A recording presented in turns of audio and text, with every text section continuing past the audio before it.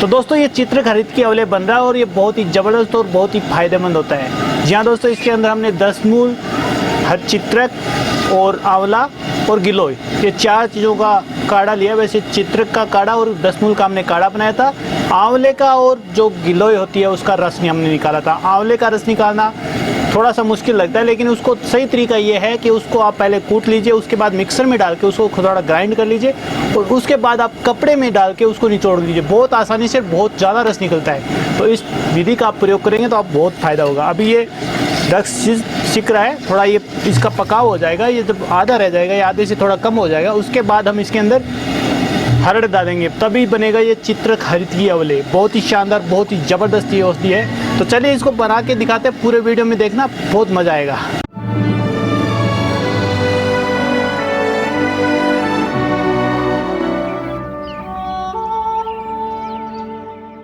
नमस्कार दोस्तों, एके आयुर्वेदा में आपका स्वागत है। दोस्तों हमेशा की तरह आज आपके लिए एक बेहतरीन औषधि लेके आए हैं जिसका प्रयोग करके पोस्ट कोरोना पेशेंट फायदा उठा सकते हैं। इसके अलावा श्वास काश जैसी बीमारी में, पीनस जैसे रोग में, या जो जुकाम ठीक नहीं होती है, बार बार जिनको जुकाम लग जाती है, उनके लिए एक बेहतरीन औषधि लेके आए हैं जिसका नाम है चित्रक हरित की अवले। दोस्तों आज की वीडियो में हम आपको ये बना के दिखाएंगे और इसके होने वाले फायदों के बारे में बताएंगे। तो दोस्तों इसके जो मुख्य घटक है वो है चित्रक हरित की, आंवला, गिलोय और दशमूल। इनको मिला के ये औषधि बनाई जाती है जो कि बहुत ही बेहतरीन औषधि होती है। तो इसमें जितनी भी औषधियों का प्रयोग किया जाता है उनका परिचय करवाएंगे और उनसे बना के दिखाएंगे आपको चित्रक हरित की अवले। वीडियो ज़रा लंबा है तो दोस्तों वीडियो को पूरा देखिए, और अभी तक आपने हमारे चैनल को सब्सक्राइब नहीं किया तो प्लीज़ चैनल को सब्सक्राइब करके बेल आइकन को प्रेस कर दीजिए ताकि आने वाला हर नोटिफिकेशन आपके पास मिल जाए। दोस्तों इसके अंदर प्रक्षेप द्रव्य के रूप में हरड़, सौंठ, छोटी पीपली, काली मिर्च, दालचीनी, तेज पत्ता, इलायची और यवक्षार का प्रयोग किया जाता है। इसके अलावा इसमें शहद का भी प्रयोग बताया गया है। कुछ जगह घृत का भी प्रयोग बताया गया है, लेकिन वो आपकी इच्छा के अनुसार है। दोस्तों इसमें पीली हरड़ का प्रयोग किया जाता है, जो बड़ी हरड़ आती है उसका प्रयोग किया जाता है। इसके अलावा इसमें सौंठ होती है, जो तिरकट्टू होते हैं, सौंठ, पीपल, काली मिर्च, यानी तीनों का प्रयोग इसमें किया जाता है। और दोस्तों इसके अलावा त्रिजात जिसको बोलते हैं दालचीनी, तेजपत्ता और इलायची, उनका प्रयोग किया जाता है और यवक्षार इसमें डाला जाता है। तो दोस्तों ये बहुत ही बेहतरीन औषधि है। इसका प्रयोग करके जो पोस्ट कोरोना पेशेंट है जिनमें थकान, कमजोरी, सांस फूलना, ठीक से नींद न आना जैसी समस्याएं रहती हैं, या फिर उनको सीढ़ियों पर चलने में सांस फूल जाता है, या जोड़ों में दर्द होता है, बदन में दर्द रहता है, उन सभी बीमारियों को निजात पाने के लिए बहुत ही बेहतरीन औषधि है। इस औषधि का प्रयोग करके आप फ़ायदा उठा सकते हैं। अगर आपको बार बार जुकाम लगती है या आपको दुष्ट प्रतिशय जिसको बोलते हैं, यानी पुराना जुकाम जो ठीक भी ना होता हो, तो उसके लिए भी बहुत ही बेहतरीन औषधि है। तो चलिए बनाना कैसे है वो आज आपको बना के दिखाता हूँ। दोस्तों सबसे पहले आपको करना क्या है कि जो चित्रक की जड़ होती है, लाल चित्रक हमने उपयोग लिए, तो चित्रक की जड़ को आपको कूटना है। कूटने के बाद आपको ये देखना है कि इसकी छाल का प्रयोग करेंगे तो ज़्यादा बेहतर है। इसके लिए आपको इसकी छाल निकालनी होगी। छाल निकालने के लिए थोड़ा इसको इमाम दस्ते में कूट लीजिए। कूटने के बाद आप इसकी जो ऊपर की छाल है वो उतार लें और जो मोटी लकड़ी जो सफ़ेद दिखाई दे रही है वो एक तरफ रख दें। इस तरह से आप इसकी छाल को अलग कर लें। दोस्तों चित्रक 3 तरह की आती है, लाल चित्रक, सफेद चित्रक और नीली चित्रक। दोस्तों चित्रक गले के खरांश को मिटाने के लिए बहुत फायदेमंद है। इसके अलावा गंडमाला और पाचन तंत्र के विकारों को दूर करने वाली औषधि होती है। चित्रक कब्ज का भी इलाज करती है। बवासीर और तिली के सोजन में भी बहुत ही फायदेमंद औषधि है। दोस्तों ये गठिया में भी लाभदायक होती है। तो आप इसकी मोटी छाल को लेके, ऊपर की छाल को लेके और इसका यवकूट कर लें। यवकूट करने के बाद दोस्तों आपको इसका क्वाथ बनाना होता है। क्वाथ बनाना यानी काढ़ा बनाना। काढ़ा बनाने का सिंपल सा नियम है कि जितनी आपकी औषधि हो उसके 16 गुना आप पानी लें और चौथाई भाग शेष रहने तक आप इसको उबालें। यानी अगर आप 100 ml चित्रक छाल लेते हैं तो आपको लगभग 1 लीटर 600 ml पानी लेना होगा और उसके बाद 400 ml शेष रहे तब तक आपको इसको उबालना होगा। जब ये पूरी तरह उबल जाए तो दोस्तों आप इसका जो काढ़ा है उसका प्रयोग कर लें।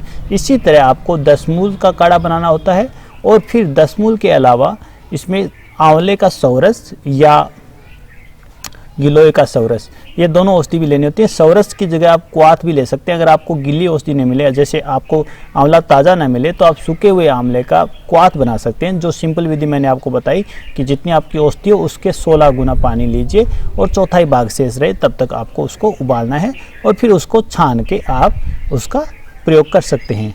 तो दोस्तों इस तरह से आपको सारी औषधियाँ लेनी होती हैं। जो चित्रखरित होता है वो बहुत ही अच्छी औषधि होती है, श्वास रोगों के लिए बहुत फ़ायदेमंद होती है, ख़ास तौर से जिनको बार बार जुकाम लग जाती है या जिनको नज़ला बना रहता है या जिसको पीनस बोलते हैं यानी नाक बहने की शिकायत जिनको रहती है, उसके लिए बहुत ही बेहतरीन ये औषधि है। तो देखिए हमारा ये चित्र का क्वाथ बन गया है, तो इसको आप अच्छे कपड़े से छान लीजिए। छानने के बाद दोस्तों इसको आप एक तरफ रख लें और अगर आप चाहें तो साथ में भी बना सकते हैं। 10 मूल का आपको काढ़ा बनाना होता है। चित्र का काढ़ा अकेला भी प्रयोग किया जा सकता है। जिनको भूख कम लगती है, मदनानी की शिकायत रहती है, जिनको पाचन तंत्र बिगड़ा हुआ हो, वो 5 से 10 ग्राम चित्र की छाल को लेके उसका काढ़ा बना के सेवन कर सकते हैं। अगर चूर्ण की मात्रा सेवन करनी हो तो 2 से 3 ग्राम तक चित्र की चूर्ण की भी लिया जा सकता है। तो दोस्तों ये देखिए हमने चित्र का काढ़ा निकाल लिया है। अब इसका प्रयोग हम चित्रखरित में करेंगे। इसके अलावा जो अन्य औषधियाँ हमें चाहिए उसमें 10 मूल है। 10 मूल में 10 औषधियाँ होती हैं, जिससे बिल्व, अग्निमंथ, शौनाक, पाटला, गंबारी, शालपर्णी, पष्टपर्णी, छोटी कटेरी, बड़ी कटेरी और गोखरू, जिसके बारे में हमने पिछला वीडियो बनाया था। अगर आपने वो नहीं देखा तो उसमें देख लीजिए। हमने सारी औषधियों को अलग अलग लेके आपको 10 मूल बनाना बताया था और उसके प्रयोग से होने वाले फायदों के बारे में भी बताया था। तो दोस्तों उसी तरह 10 मूल जितना आप लें उससे 16 गुना पानी लीजिए और फिर उसका काढ़ा तैयार कीजिए। काढ़ा के तैयार आपको करना है, नॉर्मल ये विधि होती है। इसके अलावा दोस्तों काढ़ा तैयार करने के लिए औषधि के हिसाब से पानी लिया जाता है। कहीं कहीं अगर मृदु औषधि है यानी ताज़ा औषधि है तो उसका क्वाथ बनाने के लिए आप 4 गुना पानी भी ले सकते हैं। अगर आपको थोड़ी सी ज़्यादा पानी लेना हो तो 8 गुना भी ले सकते हैं। लेकिन जो सूखी हुई और ऐसी औषधि हो जिससे रस थोड़ा मुश्किल से निकले तो उसके लिए आपको 16 गुना पानी लेना होता है। तो इसको आप आंच पे या चूल्हे पे आप इसको गर्म कीजिए, चौथाई भाग शेष रहे तब तक आप इसको उबालना है और उसके बाद इसको निकाल के इसका क्वाथ तैयार कर लेना है। तो हमने चित्र का क्वाथ तैयार कर लिया है और अब ये 10 मूल का क्वाथ हमारा तैयार हो गया। इसके बाद इसकी अगली प्रोसेस में हमें आंवले का सवरस निकालना होगा और गिलोय का रस निकालना होगा। दोस्तों गिलोय अगर ताज़ा हो तो उसको कूट के कपड़े में डाल के उसका रस निकाल लें और अगर थोड़ी सूख गई हो तो उसको आप क्वाथ भी बना सकते हैं।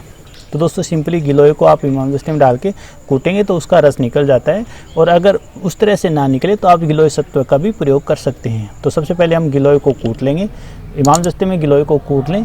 गिलोय का रस निकालना थोड़ा मुश्किल होता है तो इसके लिए आप क्या करें, इसमें आप पानी डाल के भी इसका रस निकाल सकते हैं। थोड़ा ज़्यादा मात्रा में अगर आप इस लेंगे तो आपको जो सार भाग है गिलोय का वो मिल जाएगा, यानी उसका जो चीज़ हमें चाहिए वो मिल जाती है। तो इस तरह मैं थोड़ा पानी मिला देता हूँ ताकि इसका आसानी से रस निकल जाए। और वैसे अगर आपको अच्छे से कपड़े से निचोड़ेंगे तो भी इसका रस निकल जाता है।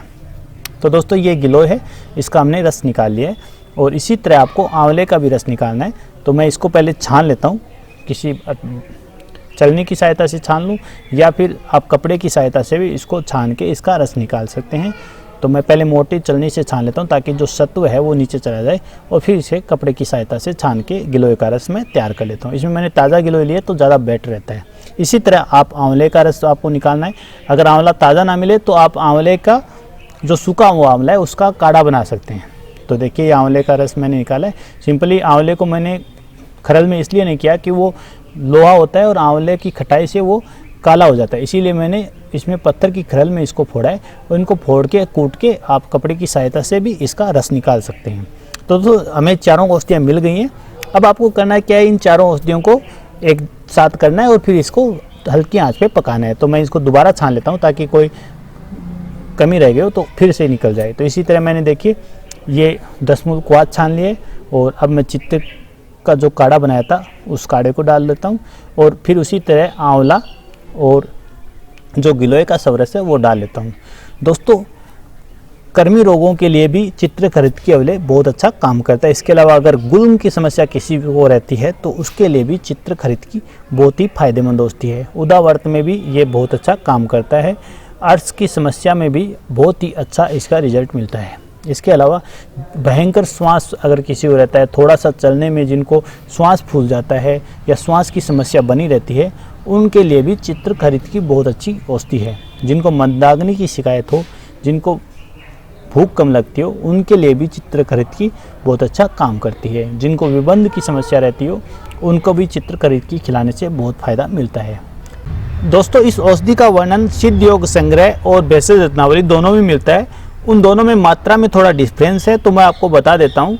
नॉर्मली जो सिद्ध योग संग्रह है उसमें अगर आपको क्वाथ की मात्रा 400 ग्राम बताई है तो उसकी जगह हरड़ जो हमें लेनी होती है वो 256 ग्राम बताई गई है। इसके अलावा जो गुड़ की मात्रा है वो भी क्वाथ के बराबर यानी 400 ग्राम बताई गई है। इसके अलावा जो प्रक्षेप द्रव्य है वो 8-8 ग्राम और यवक्षार की मात्रा 2 ग्राम और शहद की मात्रा 32 ग्राम बताई गई। इसके अलावा इसमें आप घी भी मिला सकते हैं, उसका भी विधान बताया गया है। अगर आप घी मिलाना चाहें तो आपको 64 ग्राम मिलाना होता है। उन्होंने बताया कि अगर आप इसमें घी मिलाते हैं तो जो आपको रिजल्ट मिलता है वो और भी बेहतरीन मिलता है, बहुत अच्छा मिलता है। तो दोस्तों ये बन रहा है चित्रकारित की आंवले और बहुत ही शानदार और बहुत ही ज़बरदस्त इसके रिजल्ट होते हैं। तो दोस्तों इस तरह से आपको हल्की आंच में काढ़े को पकाना है, यानी चारों औषधियों का क्वाथ या सोरस जो भी आप लेते हैं उसको आपको अच्छे से पकाना है। जब ये पकते पकते आधा रह जाए उस समय आपको हरड़ का जो पाउडर है या हरड़ का जो चूर्ण है वो आपको इसके अंदर मिलाना होता है और उसके बाद इसको हल्की आंच पे पकाना होता है। यानी हरड़ के पाउडर को मिला के आप इसको पकाते रहें, जब ये गाढ़ा हो जाए तब तक आपको इसको पकाते रहना है। यानी इस तरह से आप हरड़ का भी इसमें पाक हो जाएगा। दोस्तों इसमें हरड़ पाउडर होने की वजह से एक तरह से विरेचक भी हो जाती है, तो कब्ज में बहुत अच्छा काम करती है। पेट की जो जिनको कब्ज रहती है, आंतों की समस्या जिनको रहती है उनके लिए भी चित्रकारित की बहुत अच्छा काम करती है। तो इस तरह से देखिए ये आप इसको पकाते रहें, जब ये एकदम आपको लगे कि ये टाइट हो रही है उस समय दोस्तों इसमें गुड़ मिलाना होता है। यानी इसमें मीठे के रूप में गुड़ का प्रयोग किया गया है और गुड़ जितना पुराना हो उतना अच्छा है। अगर आपको 2-3 साल पुराना गुड़ मिले तो आप पुराने गुड़ का इस्तेमाल करें तो ज़्यादा बेहतर रिजल्ट मिलता है। तो ये देखिए मैं पुराने गुड़ को कूट रहा हूँ और इस गुड़ को कूट के अब इसको उस काढ़े में हम डालेंगे जिससे उसकी चाशनी भी बन जाएगी और एक जो प्रिजर्वेटिव के रूप में ये काम करेगा, जिसमें हम अलग से कुछ मिलाने की आवश्यकता नहीं होगी और कुछ जो उसका स्वाद है वो भी बेहतर बन जाएगा, एक अलग से लुआब बन जाएगा जिससे वो लेने में आसान रहे और अच्छा लगे। क्योंकि हरड़ होती है वो कसेले रस वाली होती है तो उसका स्वाद थोड़ा अजीब बन जाता है। अगर आप इसमें गुड़ मिला देते हैं तो इसका स्वाद बहुत बेहतर बन जाता है। जो गुड़ की मात्रा बताई गई है वो वैसे रत्नावली में थोड़ी कम बताई गई है, सिद्ध योग संग्रह में क्वाथ के बराबर बताई गई। यानी जितनी मात्रा में हम एक क्वाथ ले रहे हैं उतनी मात्रा में इसका गुड़ हम मिला सकते हैं। आप इसको गुड़ को मिला दीजिए, फिर इसकी चाशनी बनने दीजिए। जब ये आपको अवले की तरह बनने लग जाए उस समय तक आप इसको उबालते रहें, यानी आपको इसको गाढ़ा फिर से गाढ़ा करना है।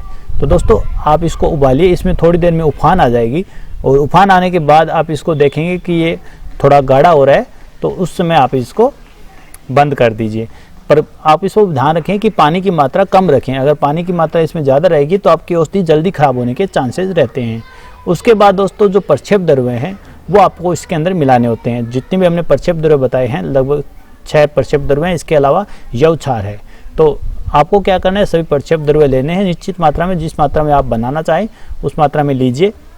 त्रिकटु और त्रिजात, इसके अलावा यवक्षार, यानी ये सभी औषधियाँ आप मिला लीजिए और मिलाने के बाद इनको आप प्रक्षेप द्रव्य के रूप में जो काढ़ा हमने तैयार किया था उसमें आपको मिलाना होता है। तो दोस्तों काढ़े को चूल्हे से नीचे उतार लें, उसके बाद थोड़ा सा उसको ठंडा होने दें। जब थोड़ा ठंडा हो जाए यानी थोड़ा गर्म भी रहना चाहिए, उसमें इसमें अंदर ये जो प्रक्षेप द्रव्य हैं ये आप मिला दें। प्रक्षेप द्रव्य मिलाने के बाद आप इसको 10 से 12 घंटे पड़ा रहने दें और उसके बाद इसके अंदर आप शहद मिलाएं। तो दोस्तों इस तरह से आपका चित्रकारित के अवले बनता है। तो मैं ये प्रक्षेप द्रव्य इसके अंदर मिला देता हूँ और फिर अच्छे से इसके चमचे से या पलटे की सहायता से इसे अच्छे से मिक्स कर देता हूँ ताकि ये सारी औषधि में ये प्रक्षेप द्रव्य मिल जाए और जो हमारा एक जान होती है एक अवले बने जिसका प्रयोग करके हम सर्दी जुकाम खांसी गले की श्वास रोगों में जितने भी हों उनसे निजात पा सकें। दोस्तों देखा गया है कि जो आजकल के पोस्ट कोरोना पेशेंट हैं जिनको कोरोना पॉजिटिव से नेगेटिव हो गए हैं या फिर जिनको वेंटिलेटर की आवश्यकता हुई है, उन पेशेंट्स में ARDS यानी एक्यूट रेस्पिरेटरी सिंड्रोम मिलते हैं। तो उसमें ये औषधि बहुत अच्छा काम करती है, जिसके संक्रमण से उनके फेंकड़ों में अच्छे से काम नहीं कर पाते और वो दूसरे संक्रमण से भी जल्दी ग्रसित हो जाते हैं। उन लोगों के लिए चित्रकारित के अवले एक बहुत अच्छा ऑप्शन है, वो इसका प्रयोग करके फ़ायदा उठा सकते हैं। और इसके अलावा जो कोरोना पेशेंट्स या होते हैं उनको इसके अलावा फेफड़ों के अलावा मस्तिष्क में भी बहुत गहरा प्रभाव पड़ता है, जो न्यूरो सिस्टम पे उनके गहरा प्रभाव पड़ता है, जिसकी वजह से दिमाग में सूजन भी आ जाती है और फेफड़ों की समस्या आम होती है। तो उन सभी में चित्रखरीद की एक बहुत अच्छा ऑप्शन है जिसका प्रयोग करके वो फायदा उठा सकते हैं। आमतौर पे जो समस्या पोस्ट कोरोना पेशेंट में देखी गई है वो कमजोरी और चक्कर आना है, उसमें भी ये फायदेमंद है। तो दोस्तों इस तरह से ये औषधि बना के आप सेवन कर सकते हैं।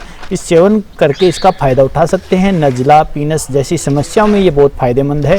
मंदाग्नि, दुष्ट प्रतिशय जैसी औषधि रोगों में बहुत ही फायदेमंद ये औषधि है। तो दोस्तों इसको बनाना थोड़ा सा अजीब लगे लेकिन बहुत आसानी से बनाया जा सकता है। घर पे बना के इसका प्रयोग किया जा सकता है। उचित वैद्य की सलाह से अगर प्रयोग करेंगे तो आपको पूरा फायदा होगा। दोस्तों इसकी मात्रा जो बताई गई है वो 5 से 10 ग्राम ही मात्रा आप इसको सेवन करें सुबह शाम। और दोस्तों अगर आपको वीडियो अच्छा लगे तो लाइक करना मत भूलिए, और अगर अभी तक आपने चैनल को सब्सक्राइब नहीं किया तो सब्सक्राइब कीजिए। मिलते हैं अगले वीडियो में, तब तक के लिए नमस्कार। AK आयुर्वेद आपके अच्छे स्वास्थ्य कामना करता है। धन्यवाद।